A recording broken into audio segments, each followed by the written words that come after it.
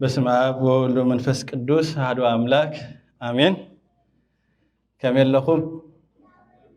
እግዚአብሔር አምላክና ሰብስ አዚያ ስለዘሐለውና ክብር ምስጋናን ነዘኽሩ ስሙ ይሁን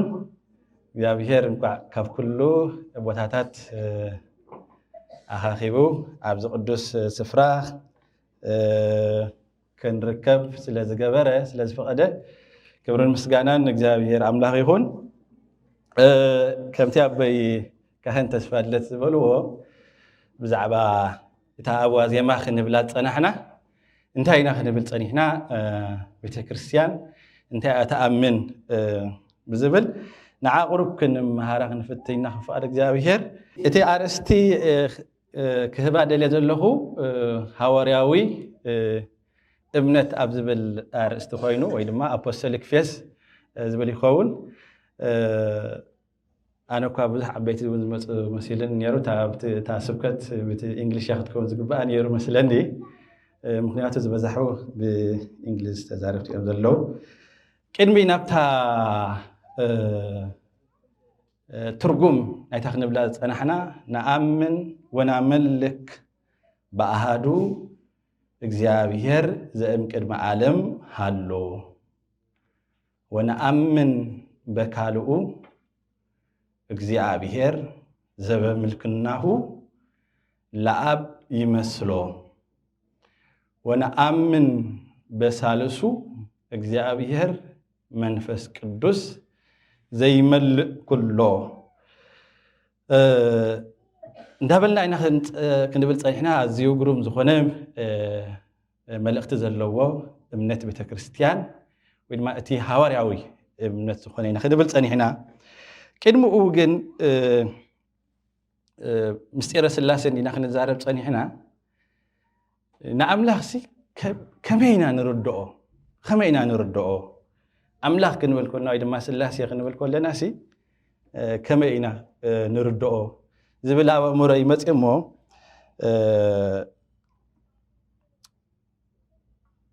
ኣዝዩ ከዓ ኣገዳሲ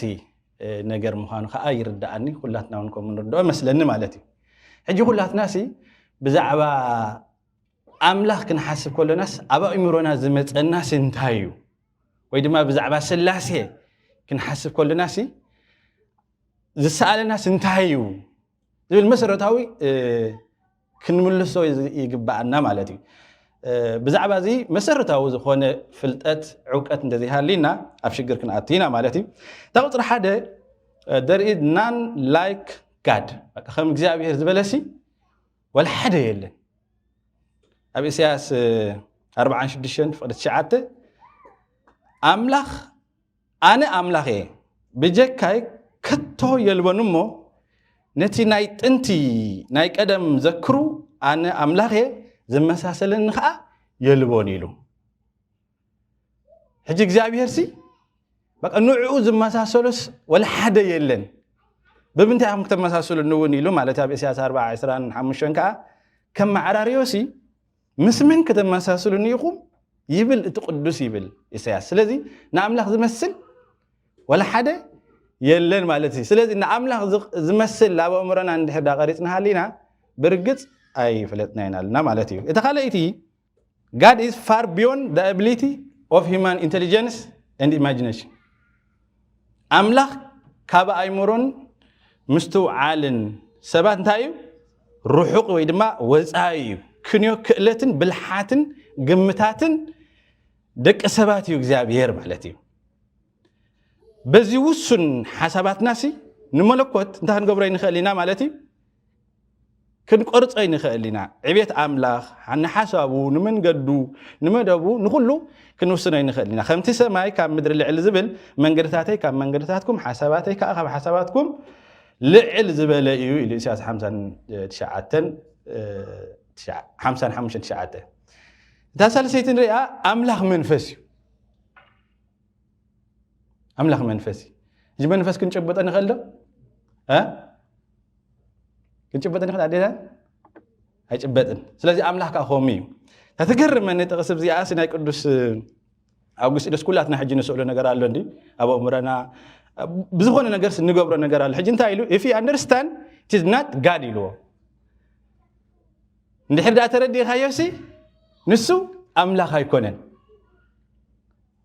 ከምታ ቀዲመ ዝበልኩ ኪኖ ሕልናን ኣእምሮን እዩ ኣምላኽ ማለት ስለዚህ ሲ ክንድዚ ኣክል ክንድዚ መስል ገለ ኢልካሲ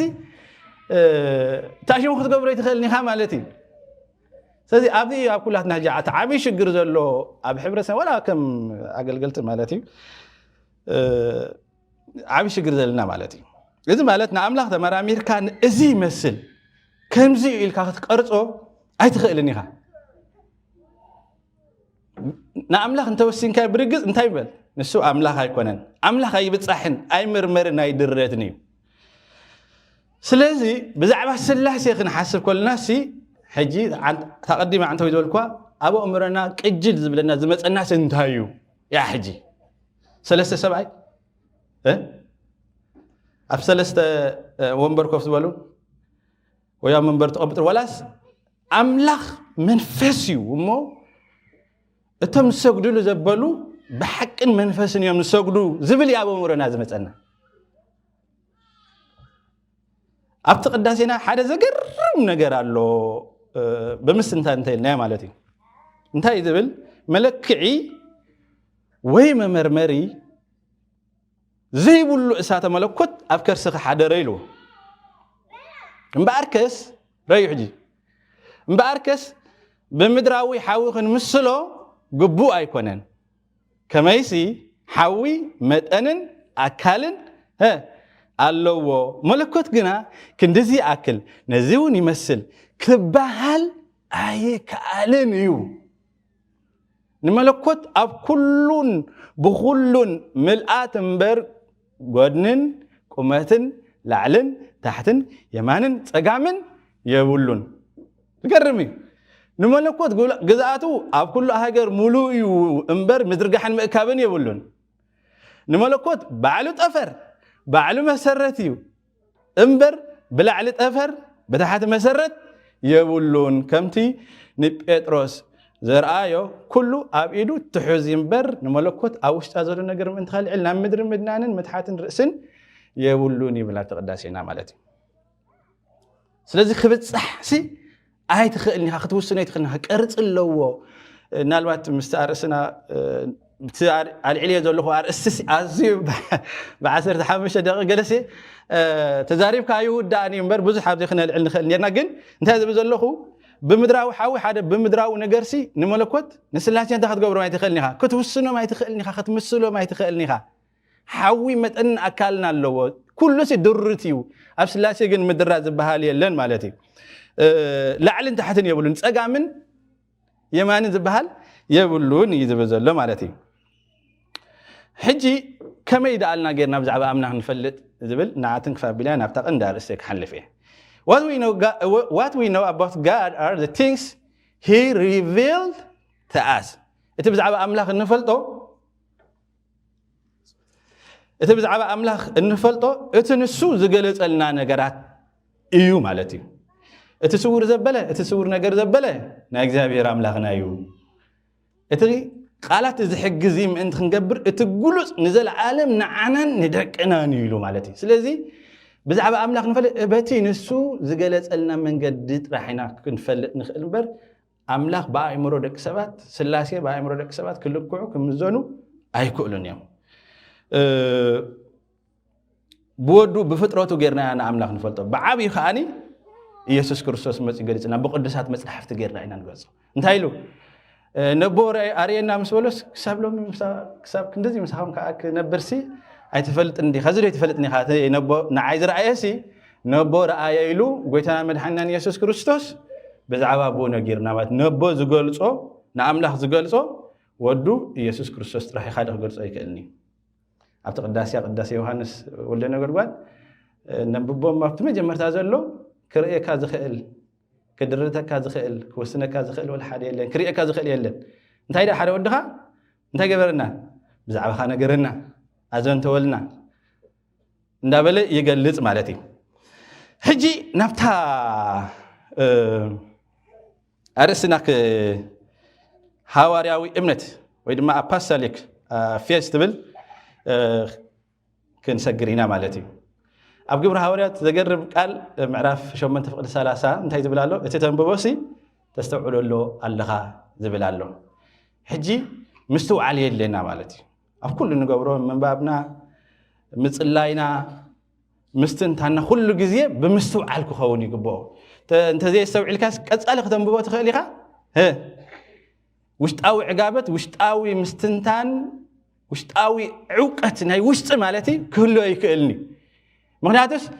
እቲ ፊልጶስ ነቲ ኢትዮጵያዊ ስልክ ክረኽቦ ከሎስ ቅድሚኡን የንብብ ነይሩ እዩ ግን ኣይስተውዕለን ነይሩ ተስተውዕሎ ዳ መን ክነግረኒ ዝምህረኒ ዘይብለይሲ መን ክነግረኒ ይኽእል ኢሉ ማለት እዩ ስለዚ ንሱ ከዓ ግልጽልጽ ኣቢሉ ብዛዕባ ጎይታና መድሓኒና ኢየሱስ ክርስቶስ ምስ ነገሮ ኣሚኑ ተጠሚቑ ማለት እዩ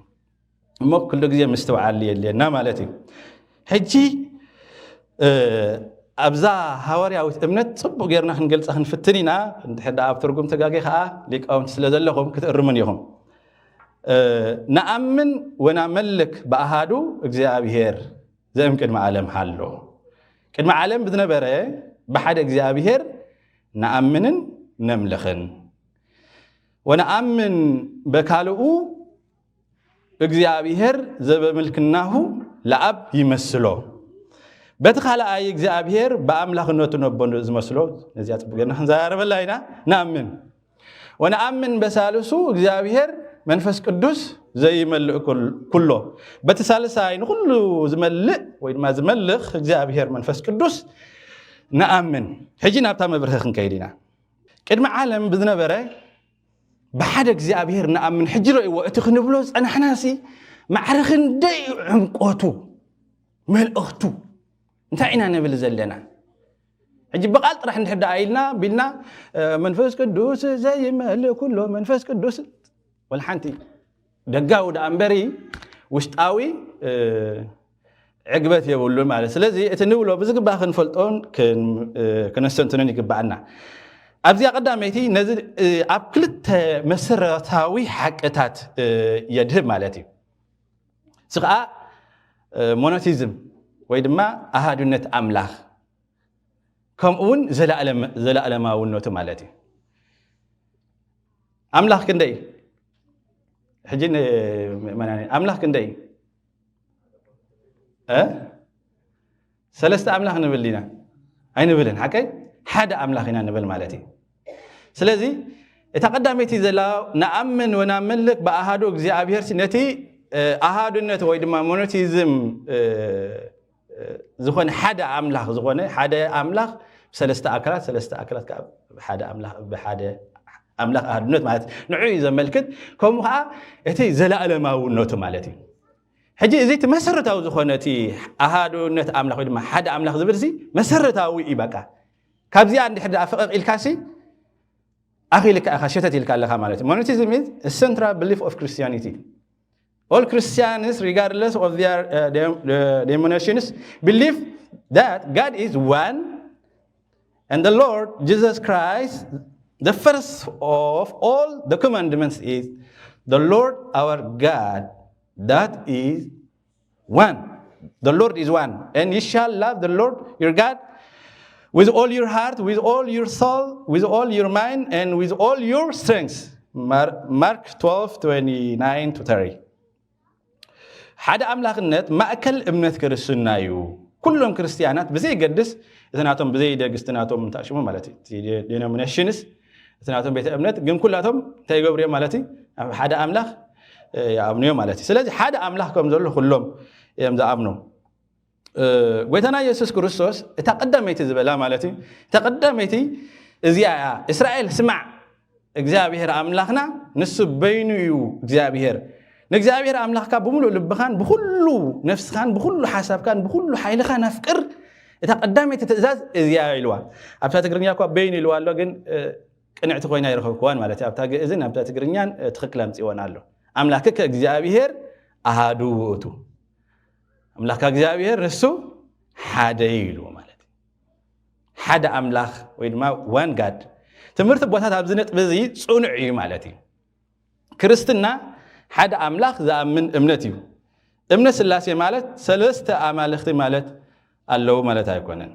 ቅዱስ ኣትናቴዎስ ከም ዝመሃሮ نحنا نحدا أملاخ أب سلاسية دما أب حدنت إنا النملخ يبل مالتي إتي حدا زبل قال نتي رأي حجي إتي حدا زبل قال نتي ملكوته بحري ويدما divine nature ويدما تي essence يوز ملكت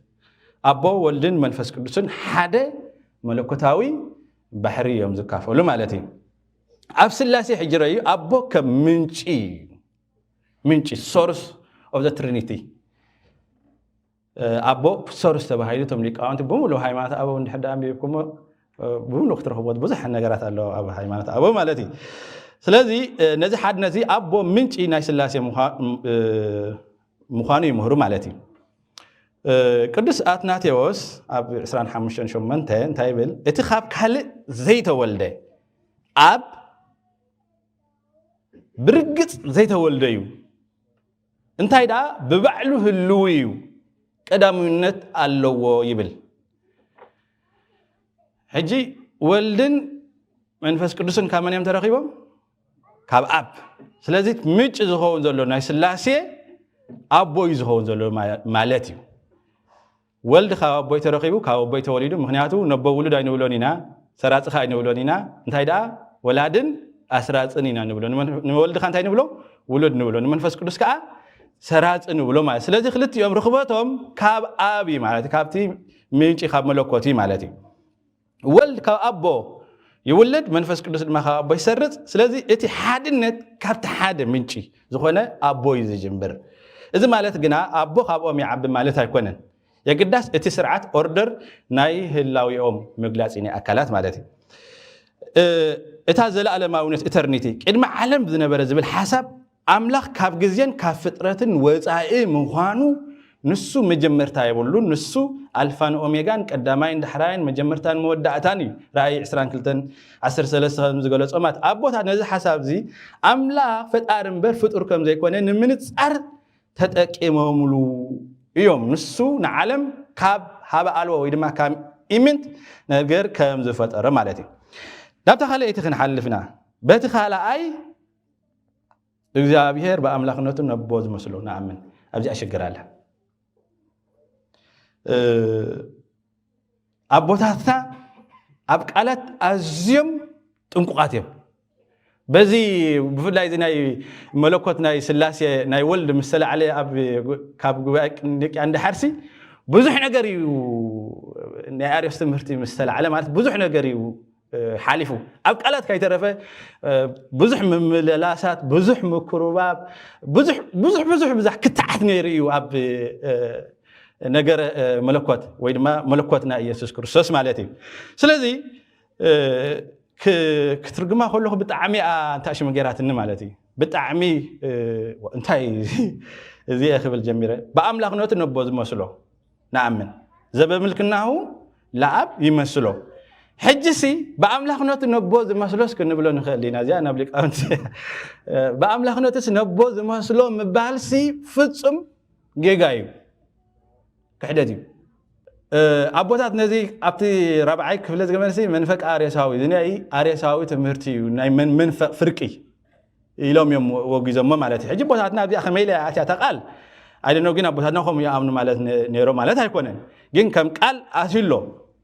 إذا الذي بتكرشان كتحاسب له يجب أبزع بعض الجدايز مالتي أجي أنا انتهي لكترجم ما فتينا زبابل كناه واحد مثل أب بأملاخناتو مسابو حدا ويدما معرض خونه كتب بحالي بقى مالتي أوري معرض ملكوت divinity of the sun زمهر كوينو أب قبع إنك 325 عام تمهرت أنت أرك حديث أريوس استوسنة تمهرتي مالتي تا بأملاخناتو نبض مثلا تاي لم يوم ترجمة ما نسوته مالتي قربتا كونسبشنال تبل قرب كم باخذ لغه اكسنت قرط حزنيا ግን ሆሞሲዮስ የሚለው ማለት ሆሞሲዮስ ዝብል ቃል ግሪክ ኮይኑ ትርጉሙ ድማ በባህሪ ራእዩ ሕጂ ምስ አቦ ማዕረ ዝኾነ ወይ ድማ ሓደ ዝኾነ ማለት እዩ ወልድ ንአቦ ዝመስል ወይ ድማ ተመሳሳሊ ዘይኮነስ ምስ አቦ ሓደ ባህሪ ዘለዎ